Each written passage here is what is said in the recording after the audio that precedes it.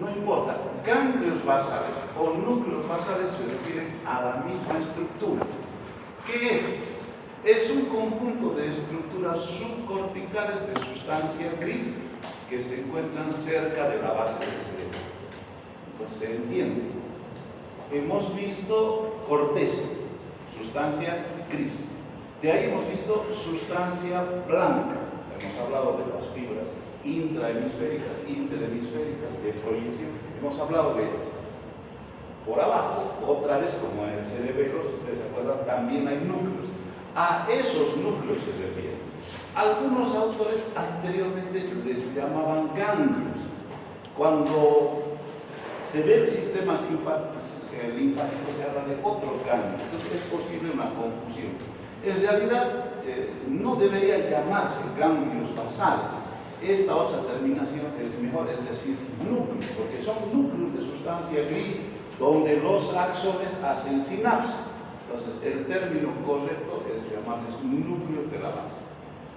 Entonces, ¿qué es? Son un conjunto de estructuras de sustancia gris cerca de la base del cráneo, a diferencia de las formaciones que veíamos antes, que era la corteza cerebral. Ahora, de manera general se agrupan en dos grandes grupos: el cuerpo estriado, que comprende al caudado, al núcleo caudado, al núcleo lenticular y al núcleo accumbens.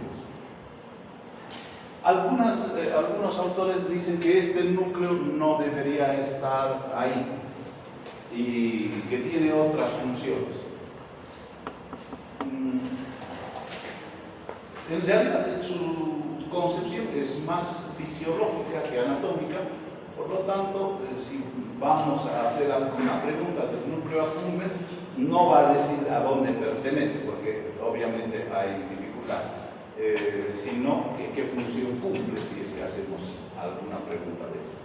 Y la otra formación es el claustro. Esas son las dos formaciones. ¿Qué estamos viendo? A estas formaciones se refiere con el nombre de núcleo de la base, lo vamos a pasar a describir, y lo que está mostrando aquí es dónde se encuentra: corte transversal, anterior, posterior, cerca de la base. Si ustedes se acuerdan, aquí están las fibras comisurales, aquí se encuentra la cápsula interna, el núcleo lenticular, aquí está el caudado, esto de aquí es el septum lucidum, desde arriba, acuérdense que era un tabique, y esto que está hacia los lados, hueco abierto, este es el tercer ventrículo. Y los ventrículos laterales son uno para cada lado. Eso es lo que estamos viendo. Entonces, los estamos conociendo en una vista y los estamos viendo en su situación: caudado, lenticular, cápsula interna, tálamo. ¿Sí? Entonces, esas son las formaciones que las vamos a describir. Primero, núcleo caudado. ¿Qué dice del caudado? Entonces, hemos dicho, por lo general, son sustancia gris, por eso se llama núcleo. Entonces, fíjense, sustancia gris en forma de una coma, en forma de una herradura o en forma de una C, que rodea al tálamo en relación al ventrículo lateral. ¿Qué es lo que está diciendo? Entonces, lo volvamos. Dice que tiene la forma de una coma, aquí está en verde, tiene la forma de una coma, ¿sí? Dice que puede tener forma en herradura o puede ser una C, es lo mismo, como ustedes lo están viendo. En relación a los ventrículos laterales y al tálamo, lo que estamos viendo aquí en rojo, ese es el tálamo. En la vista anterior que habíamos visto desde arriba, había dos formaciones cerca de la línea media. En las próximas figuras lo vamos a volver a mostrar. Ahora, aquí hay que tener, y por eso es tal vez lo complicado en la neuroanatomía, hay que tener ya un concepto de la tridimensionalidad.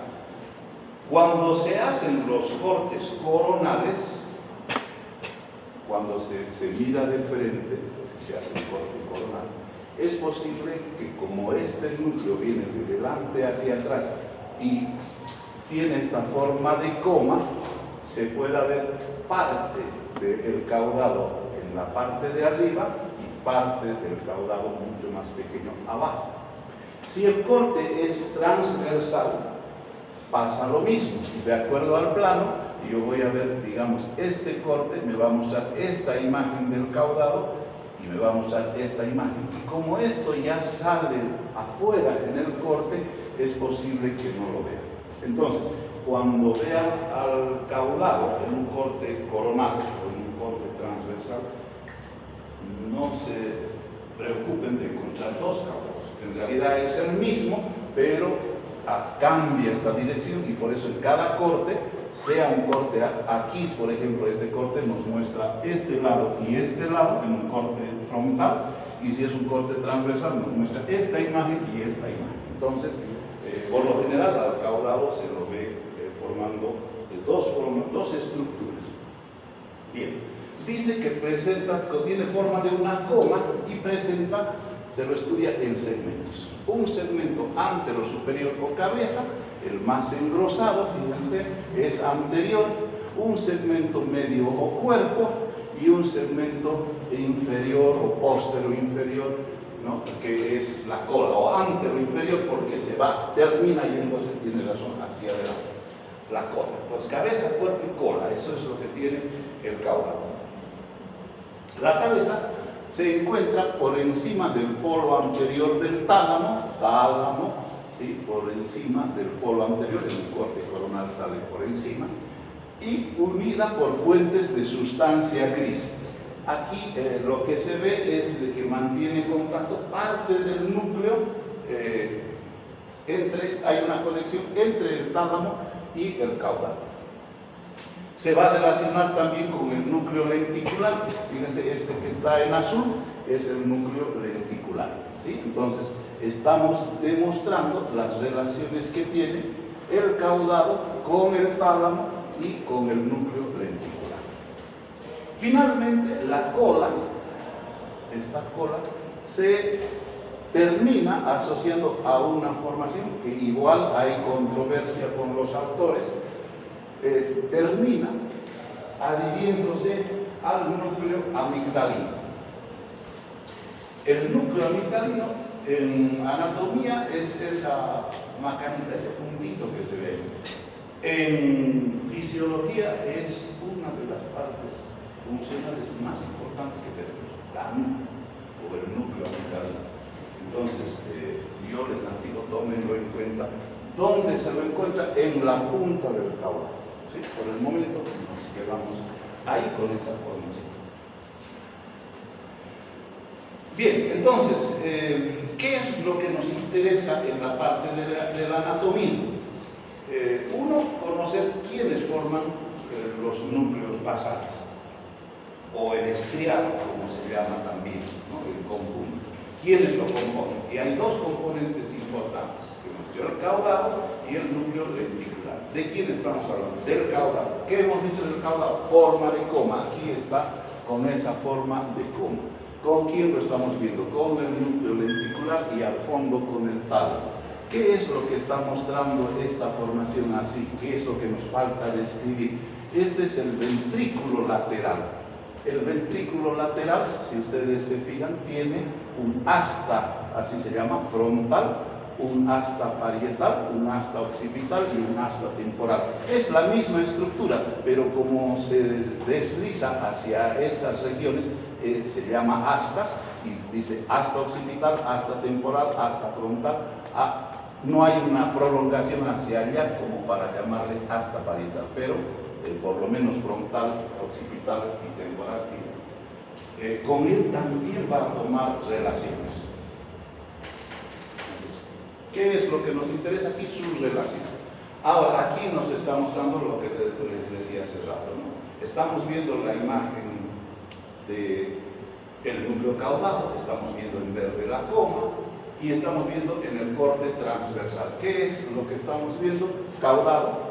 Esta punta lo estamos viendo aquí, anterior, y esta parte final lo estamos viendo aquí. Entonces, no preocuparse, parecen dos estructuras, es la misma. ¿Qué es lo que no muestra esta parte? Porque esa es la que ha salido en el corte, ¿sí? Entonces, ahí se encuentra el caudado. ¿Qué más? Respecto a la cabeza del caudado, dice es profunda, se acerca a la sustancia perforada anterior. Si ustedes se acuerdan, ahí hemos encontrado y hemos descrito el espacio perforado anterior. Este es su corte coronal, dice que se encuentra separado también por el septum lucidum o pellucidum. Les decía, el problema de los cortes coronales y el corte transversal es que se parecen en sus figuras. Fíjense, aquí también se nota al septo pelúcido. Estas formaciones corresponden a los ventrículos laterales, ¿sí? Entonces, ¿qué es lo que se está mostrando? La relación que tiene el caudado con el septum lucidum, con los ventrículos laterales.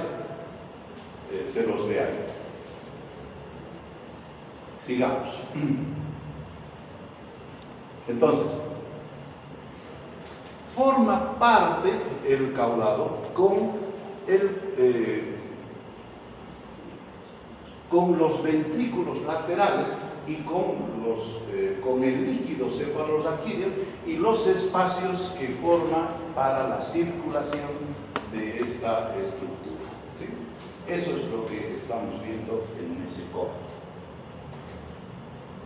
Y finalmente la cola, hemos dicho que también se lo observa en la parte posterior, termina en relación con el núcleo amentalino. Entonces, aquí lo que hemos hecho es mostrar estructura. Entonces, ¿dónde está el caudado? Aquí. Si ustedes se acuerdan, al caudado también lo hemos encontrado cuando hablábamos de cápsula interna. Y lo habíamos dicho que la cápsula interna lo separa al caudado de esta formación que es el núcleo lenticular. Ahora vamos a describir al núcleo lenticular. Entonces, el núcleo lenticular es una formación triangular. Se encuentra, se llama lenticular porque tiene la forma de una lente biconvexa. O sea, tiene dos prominencias hacia cada lado. Se la observa lateralmente, se relaciona con la cápsula interna. Ya habíamos explicado la importancia que tiene la cápsula interna limitando a el núcleo lenticular. ¿Qué nos interesa? El núcleo lenticular es dividido por una lámina medular externa en dos segmentos, uno lateral llamado putamen, otro medial o globo pálido, ¿sí? Del cual uno es lateral y el otro es medial. En resumen, en esta figura, ¿qué tenemos que aprender? Uno, el núcleo lenticular tiene relación con la cápsula interna. Uno. Dos, tiene estrías transversales que cortan a ese núcleo lenticular y forman tres regiones. En realidad, dos nombres, pero tres regiones. Una parte lateral, que recibe el nombre de putamen, y otra parte medial, que recibe el nombre de globo pálido. Ese globo pálido, a su vez, por otra lámina medular que la recorre, se divide en globo pálido lateral y globo pálido medial. Por lo tanto, el núcleo lenticular es una estructura que alberga dos formaciones que tienen tres nombres, ¿sí? El putamen y el globo pálido. Y el globo pálido, a su vez, es globo pálido lateral y globo pálido medial. Aquí se lo puede ver otra vez. Acuérdense, caudado, aquí está en colorcitos, núcleo lenticular, triangular, relación con la cápsula interna y tres formaciones: la lateral del putamen y la medial globo pálido, que a su vez es globo pálido lateral, globo pálido medial. ¿Sí?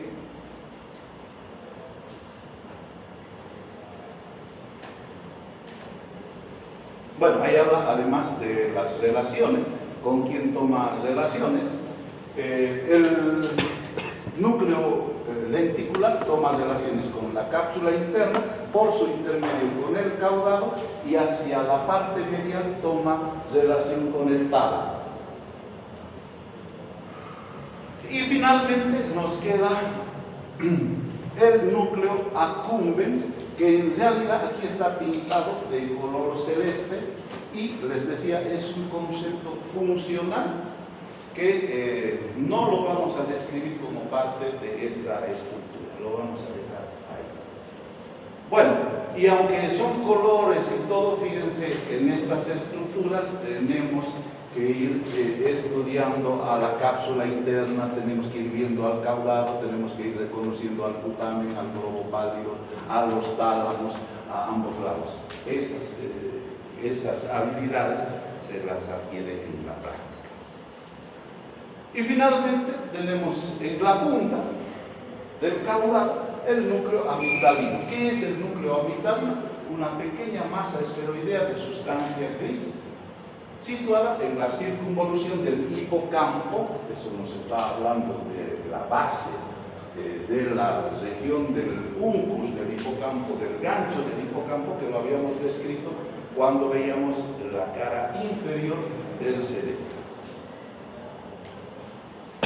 Bien, las funciones. Estas funciones es importante entender. Funciones de los núcleos basales. Aquí está hablando en una sola palabra. Esto en fisiología es función del caudado, función del lenticular, función del putamen, función del globo pálido, así, función del núcleo amigdalino. Y ahí tienen para divertirse un mes. Nosotros solamente entender lo que hemos tratado de explicar desde un principio. ¿Para qué sirven los núcleos basales? Esta respuesta es en grande. Está conectado a diversas estructuras en el encéfalo. Se relaciona con el tálamo, se relaciona con el subtálamo, se relaciona con el tronco del encéfalo. ¿Qué lleva? Lleva información motora del área premotora, del área motora suplementaria, del área sensitiva, del tálamo y del tronco del encéfalo. Ya. Se relaciona con una función, información motora. Entonces, estos núcleos se van a relacionar con la función motora. Acordémonos lo que hemos dicho de función motora. Hemos dicho, la función motora tiene dos partes. O es la vía piramidal o es la vía extrapiramidal. Hemos dicho, la vía piramidal es la vía donde nace la orden, donde es voluntaria, pero además es bruta. Nos viene la orden. Si eso no funciona, paramos. ¿Y qué hemos dicho de la vía extrapiramidal? Es una vía de regulación, es una vía de precisión, es una vía de finura. Entonces, veamos. Dice, esta es la parte, le cambié el color, desempeña la función de modulación, o sea, regula, planifica y hace que el movimiento sea el movimiento voluntario, tiene conexiones con la corteza. La finalidad es dar finura al movimiento voluntario que nació de la corteza cerebral. Por lo tanto, ¿a cuál de las dos funciones pertenece? Pues vía piramidal o es vía extrapiramidal, no hay más. Los núcleos de la base se relacionan con la vía extrapiramidal. Entonces, esta actividad se desarrolla a través de las vías córtico-estriadas. Entonces, vamos para orientarnos. La anterior vez hemos hablado de la vía sensitiva y hemos hablado de la vía motora. La vía motora hemos hablado del área 4 de Brodmann y hemos hablado sus áreas de asociación, pero hasta ahí no hemos seguido la vía extrapiramidal. Entonces, ¿qué estamos diciendo? La orden que nace en el área 4 de Brodmann tiene conexiones al área motora suplementaria, al área sensitiva, y esas fibras, porque tenemos la orden de ejecutar un movimiento, relacionadas con la finura del movimiento, van a formar un tracto. Ese tracto se va a llamar el tracto córtico-estriado. Es decir, que de la corteza motora, de las áreas premotoras, del área motora suplementaria, del área sensitiva, de las áreas que no son área 4 de Brodmann, pero que están en la corteza, van a salir desde ahí en dirección ¿a dónde? Al estriado. ¿Quién es el estriado? Caudado y lenticular. Putamen, globo pálido. Ahí van a ir estas fibras. ¿Para qué? Para hacer que ese movimiento que está saliendo del área 4 se caracterice por tener finura. Yo creo que eso nos han dicho, pero cuando veíamos cerebelo nos están tomando el pelo. Hemos hablado de eso, del cerebelo, y nos han dicho que era cerebelo pequeño. Sí, es verdad, pero esto complementa y integra otras estructuras. Entonces, veamos, en otras palabras, ¿cuál es el circuito de los núcleos basales? Primero, nace la orden, yo quiero mover área 4 de Brodmann, se necesita información previa, estamos haciendo ya un resumen, necesito tener información de la corteza premotora, necesito tener información sensitiva y tiene que nacer junto con la orden motora, nacer también el impulso para la vía extrapiramidal. Entonces, esa vía extrapiramidal, porque de la otra ya hablamos ayer, viene a través de la corteza y llega al estriado. ¿A qué parte del estriado está llegando aquí? Al caudado. Llega al caudado, del caudado se pasa aquí al núcleo lenticular, fíjense lo que hablábamos, putamen, el globo pálido, etc. ¿Sí? Y todavía se retroalimenta, sigue yendo la información hacia abajo, pero parte de esa información llega al tálamo y se inician movimientos de inhibición, se complementa con circuitos de inhibición, porque este movimiento que ha nacido planificado también tiene que terminar, tiene que tener una parte donde nace la orden y donde termina la orden. Entonces, hace un circuito. ¿Qué es lo que yo quiero que entiendan? Acuérdense, el mayor logro que podemos sacar de neuroanatomía es entender las vías, porque los docentes de fisiología van a comenzar con las vías. Entonces, ¿cuál es el papel de los núcleos basales? Discúlpenme una última vez. Hacer el movimiento fino, apoyar al área 4. No son área 4 los que estamos hablando. ¿Con quién se relacionan? Nacen la corteza, pero se van al fondo, se van a la profundidad. Nacen al estriado. ¿Y estriado qué es? Caudado y núcleo lenticular. Bueno, y esto ya es complementario. Ya, pero hemos dicho que era más grande. Fíjense, esa es la organización, en realidad, de la vía extrapiramidal. Fíjense lo compleja que es. Ahorita estamos explicando esto, estamos diciendo el área 5, el área 7, lo que no es área 4 va a ir a los núcleos basales, ahí se va a ajustar el movimiento, ahí se va a iniciar el movimiento. Acabamos de decir, se relaciona también con el área 6, tiene que nacer del área 4, pero fíjense, además tiene que mantener relación con el cerebelo, tiene que relacionar información sensitiva con el tálamo, tiene que relacionarse con el tronco del encéfalo y finalmente bajar a la médula espinal. En resumen, si la idea fuera hable, explique cómo se organiza la vía extrapiramidal, todo esto tendría que ser.